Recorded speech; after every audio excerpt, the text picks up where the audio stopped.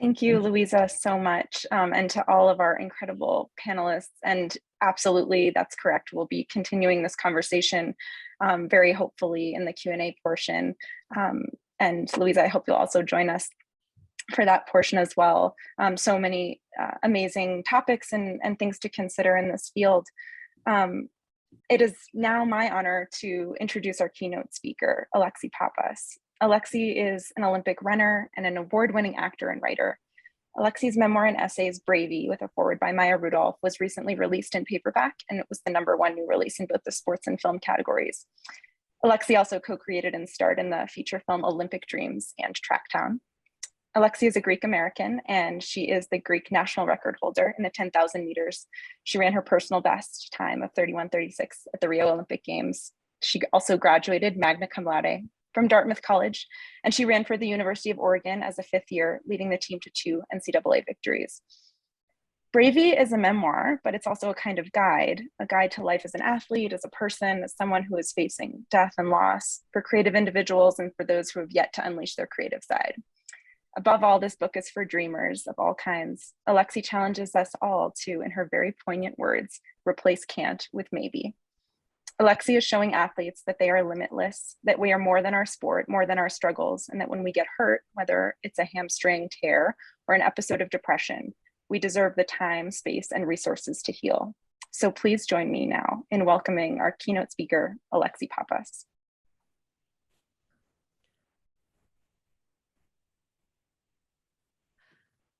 Hello. I am Alexi Pappas. I'm so happy to be here, and of course, wish we were all in person together, but it is all good. We are in person together. So, okay. First of all, I feel like this is like the first thing I've done where I'm publicly with this scar on my face. I fell down rollerblading and I kept putting cover up on it, and I was like, you know what? This is a scar that I have that I will show up for with. Okay, I am Alexi Pappas. I'm an Olympic runner, and that intro was lovely, and I'm grateful to be here. And I just, I wanted to start by saying that I think the very fact that this is happening is such a big deal, because these sorts of conversations were not in my scope or my sphere when I was at Dartmouth or at Oregon. And I think had this existed, I probably would have been more aware of the very well-known secret about that post-Olympic depression that I went through. And it feels like we've come a long way, and that we're at a really great intersection point of like the awareness is there about mental health. And now I think we're moving into more of the action points. So I feel like this is just a good place to recognize that there has been a lot of evolution in this conversation. And I think what today really feels like to me is the step into action. So my keynote today is about my experience with post-Olympic depression and the epiphany that I had about mental health that saved my life. So yeah, this post-Olympic depression is like this open secret in the Olympic athlete community. It's very common and everybody experiences it. It's like this dip that you have after such a big event. And I think anyone who's really chased a big singular goal, whether it's an Olympic goal or, I've talked to friends who are mothers now who felt like that was like a big moment in their life. And there was a moment afterwards, this dip, and it's really normal.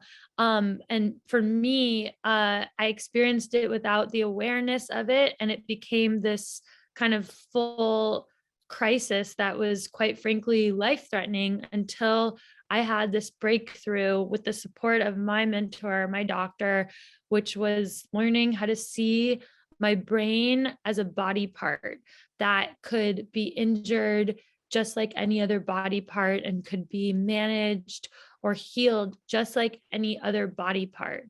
And once I had that epiphany, I was able to kind of approach my mental health recovery with the same mental outlook that I would approach recovering any other physical injury. And basically, I realized that I could see my mental health like an elite athlete and really embrace my brain as a body part. But before I understood that, I did not understand that. And what happened to me was, I lost my mom to suicide when I was 4 years old. And that experience kind of confused me because this was the 90s, and there wasn't a lot of conversation around mental health. There wasn't a lot of understanding that it was an injury. And the narrative that I was told about my mother was that she was just so sad that she had to go, and she just had to leave. And it was terrifying to me as a kid because I knew I was half her, and I was afraid that like one day I would just like have to go too. And I didn't really understand like how someone went from being okay to not being okay, and why when they're not okay it meant that they had to go.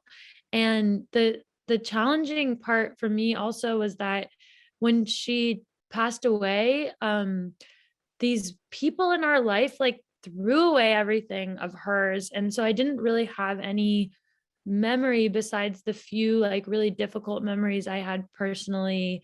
And I just had this one photo book of her when she was like 16, and she seemed like really normal and happy. And so again, it like really terrified me because I was like, how does this person not understand what's going to happen to her and what happens to her? And what it made me want to do is become anything like her. And so my Olympic journey really began as kind of like a running away from what I perceived to be like unhappiness.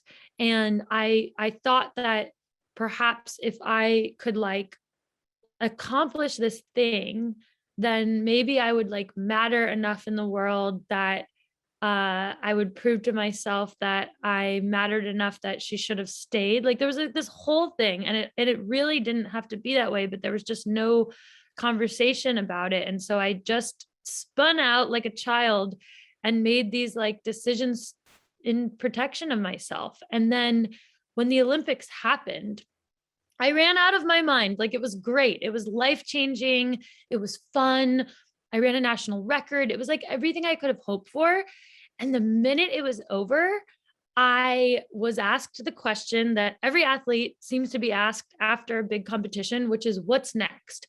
And I think that that question is really problematic because it assumes that we should know what's next and we should know it yesterday. And we're so used to being asked that question. I think anyone who's at a big peak is asked that question. And I hope that that question goes away because it made me realize that like it was not enough. And I didn't feel that void filled just because I did this big thing. And so I was sitting there like the fittest I'd ever been in my life. And I felt this impulse to keep going and to find the next thing that was going to make me feel like I mattered, because that was sort of the core feeling that I felt like I lacked when she left. And so I trained like the day after the Olympics. It's so embarrassing, honestly, to admit, like I should have been partying. I should have done all these things. And I was just so anxious that I just kept going. And I didn't really stop to recharge my body or my mind. And the thing about our bodies and our brains, though, is that like when we don't pause, like they will shut you down. And I think what happened was my anxiety about like figuring out the next thing, the next Olympics, built up to the point where I like stopped sleeping. And so that was the first kind of thing that happened. And when you stop sleeping, your brain, like it changes. And I was sleeping like an hour a night and running 125 miles a week at altitude, at like 8,000 feet of altitude. And so it was just this like reasonable thing to ask of myself. And I'd never had an injury in my life, and I obviously got injured. And I basically had, it began as adrenal fatigue, and it devolved into this like depression that is totally understandable. And I I had these thoughts that started of wanting to like go back in time. And I thought that I had messed everything up. And I think one of the biggest signs that I now understand about mental health is like when we want to be in back in time, or when we think we know our future, that's like a big red flag. And that was exactly how I felt. I wanted to go back in time and undo all the not sleeping and training I did. And I also thought that my future would never be better than my past.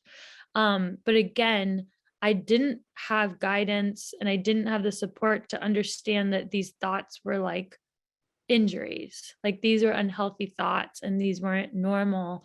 And I just took it upon myself to like keep spinning out and moving forward instead of pausing and getting help. And I started to feel like doom basically. And the hardest part about it was that the way the world saw me was the opposite of the way I saw myself. So I was a post-Olympic, record holding champion person, and I felt like the opposite. And I think the hardest feeling is when the world sees you in a different way than you see yourself, and you can't understand how those will ever meet. It's like a chasm between you and the world, and you begin to feel really, really lonely and helpless. And everything turned around for me, thanks to honestly my dad, who noticed these kind of symptoms. I was, pretty honest with him on the phone, and he noticed that things were reminding him of my mom, and he made me get help. And it scares me to think about like anyone who didn't, like what I was so lucky, right, to have someone there that saw in me what he saw in somebody else. And he stopped me and he was like, Lex, like, we aren't going to lose this time. And that was the most heartbreaking thing to hear, because I knew exactly what he meant. And he made my doctor's appointments. And at the time, I was living in Mammoth Lakes at altitude, and I actually had to move back to Oregon, where I trained for the Olympics a year prior, to get that mental health help, because there was no psychiatry support in person in Mammoth. And that's a problem. I think that there was no one in this town to help me. And I moved just to get this help. And I remember meeting two different practitioners. And I think everyone should do that, because the first person I met with basically was like, oh, you're like going to kill yourself, and we need to put you on like as intensive drugs as possible to sedate you so that you don't do anything. And it scared me because it made me feel really like crazy and unsafe to myself. And then I met with Dr. Arpaia, who was this like kind man who wore those sort of shirts you see at like a gas station with like a animal print on them, like a wolf, and just very kind. And he just felt like my person. He felt like someone who could be like a coach to me, which was like, as an athlete, that's sort of the person you can identify with outside your family that you trust. And I told him all of my feelings, all of my like thoughts, which kind of start to run through your head like a song you can't turn off, but like a not a fun song. And he really, really calmly told me something that like changed my life. And he was like, so Lex, like, you are injured in your brain. And it's like when you're rollerblading and you fall down, you get a scratch on your knee. That's actually how I got the scars. I rollerbladed and fell. He was like, you fell down, like a series of things happened to you. I had, been going through sponsor negotiations and coaching changes. Like there was a lot going on, and you have a scratch on your brain, and you can heal, but it's going to take time and it's going to take action. And it really, really changed my life, because suddenly this like really amorphous feeling of like, I may have to go, was simplified into something that I understood, which was an injury. And when I think about honestly the dialogue in our culture now about physical injuries, if we look back like 10 years ago, physios and that sort of resource, those seem to be like reserved for like Olympians or people who are really injured. But today, like my dad might see a PT and he's not like a training athlete at all. And I think um, what Dr. Arpaia did for me was to kind of move me into that headspace of like, you're just getting help for an injury and like this is pretty normal and this is okay. And I kind of shifted my mindset from helping myself, from feeling unhelpable, to committing to healing my brain like I might heal any other body part. And he was my guide. And so I started, seeing him 3 times a week. It was like a pretty intensive program and doing these actions. And he told me that actions change first, then thoughts, then feelings, in that order only. So actions, thoughts, feelings. And that was so helpful to me because I felt horrible. Like the feelings were terrible. And he was like, yep, that's like when you break your bone. And like, let's say you break your leg is going to hurt every day for probably 12 weeks or something to heal a broken bone. And that doesn't mean you're not healing. He was like, the feelings are going to change last. So again, that physical health metaphor is not even a metaphor, it's real. And I started to be able to accept every day wasn't going to feel better. And that didn't mean I wasn't healing as long as I was doing the actions. And I'm a big like visual thinker, and I visualized myself as like a soup, like a crock pot soup, where all of my actions, which for me was, I did have to go on some medication. I had different kind of cognitive behavioral exercises Dr. Pei had me try. I needed to sleep more. Like there were things, and those were all the like vegetables and beef and all the things going into my soup. And it just was going to take time. And I think that if I were told before the Olympics or right after that this might happen and that it was like going to be okay, I probably wouldn't have been so far in the red in the first place like I was. So I like buckled down as if he was like my coach, my PT, and I committed to these actions. And I was really sad like every day for months, but I understood that those feelings were going to change last. And little by little, I started to feel kind of like when you see like a butterfly on the sidewalk that looks like it's like not moving, and then you kind of see it flutter a little bit and then it takes flight. And that's really what happened for me. Was I suspended my disbelief about my future and I just trusted this process. And I did get better. Like mine was a situational depression. So I was like, okay, fell off a cliff, was not okay. And I eventually got out of that kind of, hole. And I know for some people, mental health, their journey is different. Like maybe they're sustaining more of a, like a chronic injury, if you will. But again, like the actions come first, and there's always like a way to approach it that I think can be, like kindly and accurately compared to a physical health injury. And so I think that like that very, very life-saving fact that the brain is a body part is something that we are ready to embrace like as a world, because we have embraced, I think, that physical health is an important thing and that there are things we can do and they're experts and things take time. But I don't think we're there yet. And I think in listening to the talks and the panel before me, it's clear that those resources are there for the physical health injuries. I think every university and program, I think people embrace that. I have friends who work at companies that support their health classes and all this stuff. But I think with mental health, we're not yet like there, but we can be. And I hope that we can get there. And I think that the next thing I wanted to talk a little bit about is trusting our feelings. And something that I've seen that's been really tough for me in the last year is watching the Simone Biles and all of the Olympic female athletes coming out and saying that they feel like they're putting themselves at risk for a mental health injury, or they're already injured in that way, and not being taken seriously.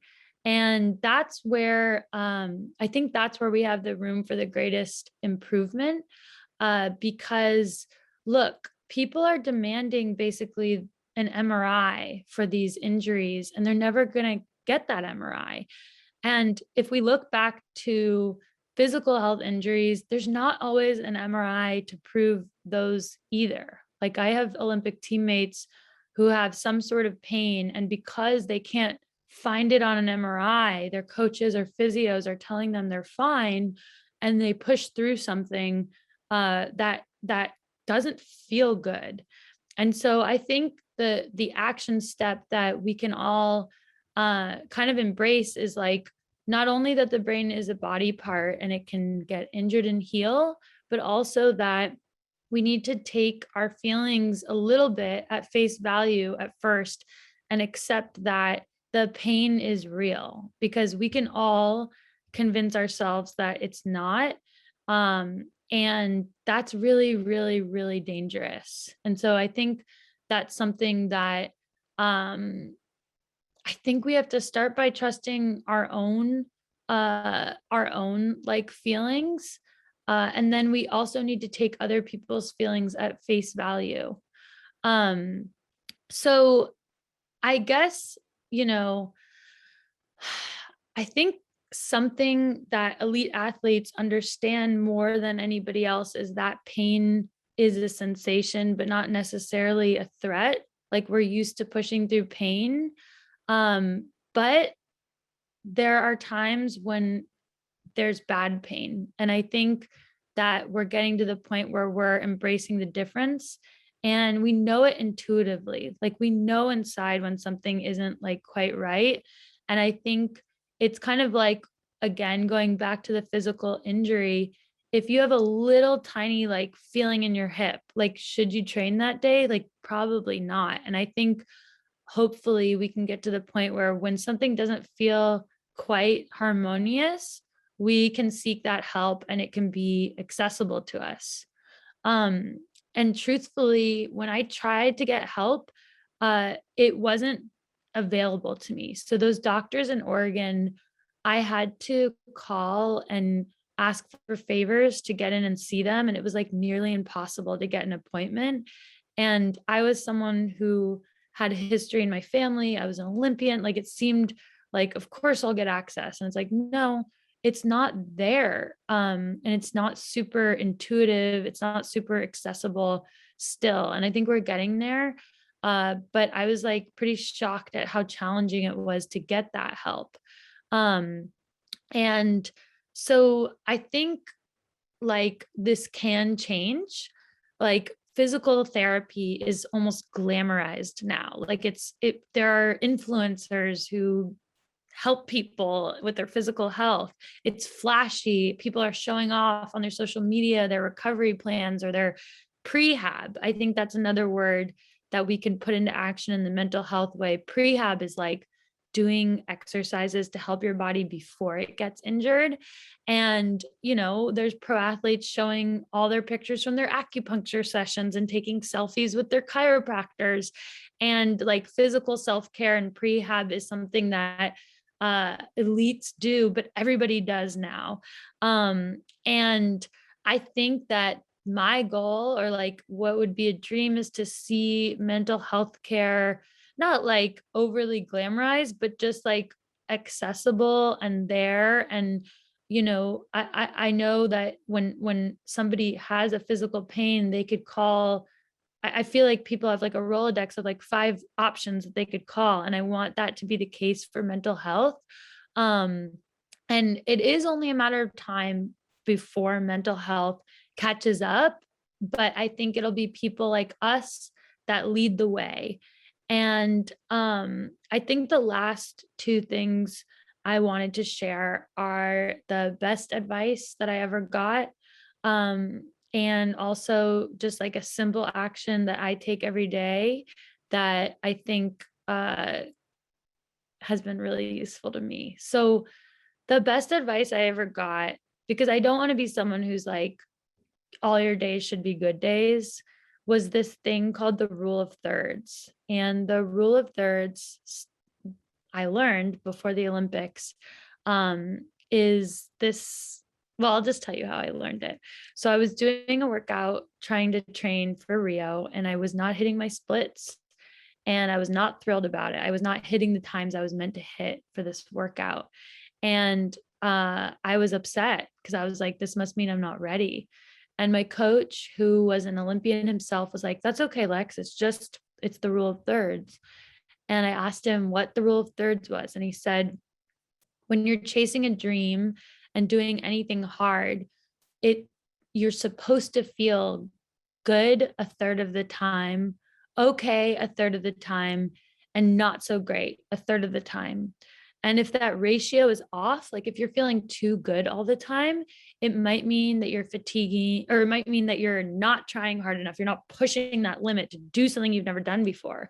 And if you feel like not so great more than a third of the time, you might be overtraining, fatiguing, unsustainable, right? And that was so great because I started to relish that this was my not so great third, and that was a part of chasing a dream. And I think the rule of thirds is also like something we can zoom out and think about over the course of a year, or you can simplify it down to your day too.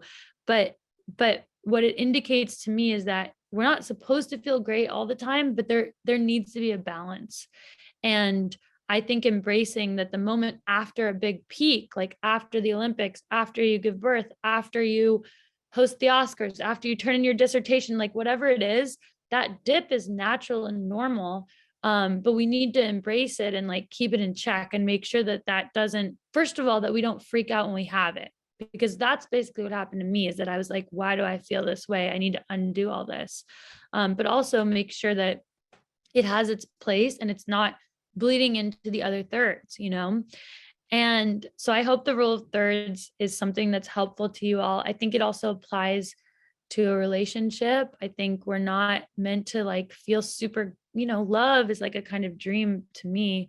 And I think it's like really helpful to embrace that it has those ebbs and flows.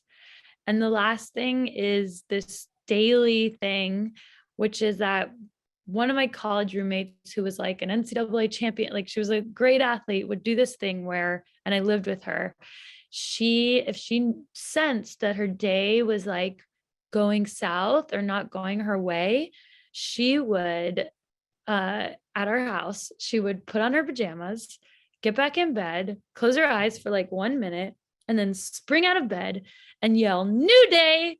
And she would put on a new outfit, have breakfast again, and give herself that gift of like a reset. And it's been so helpful to me because it basically means that like you are allowed to like give yourself the gift of like a new day at any moment. Like she would do this at 5 p.m. sometimes. And I think just sharing that is like a little bit of, yes, this mental health process is a big one. It takes big steps, but it also like starts really small, and we can kind of hopefully have like a little bit of levity to it and like a little bit of joy in that process, because yes, the pain is real. Yes, the challenges are real, but like we don't need to double down and make it, like I just thought that new day like made me feel like a little spring, and it was just so nice. And I think if we can find little things like that to incorporate, it kind of keeps the process like joyful too.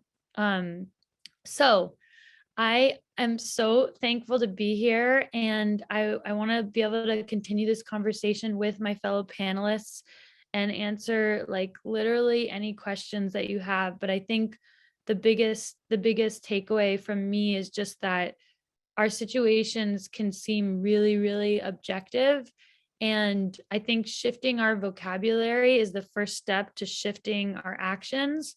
And for me, like the most profound shift was seeing my brain as a body part and trying to draw those parallels as best I could, to both like guide me and also like make me feel like I could be helped. Because the hardest feeling in the world is feeling alone and helpless. And we obviously don't need to feel that way anymore. Thank you. Thank you, Alexi. That was really wonderful. And thank you so much for just sharing those sort of more intimate parts of your experience. And like you said, please join us and all of the rest of the panelists as we answer some more questions from the audience and also continue some of these really important conversations. So thank you so much for delivering that address to us and for being here.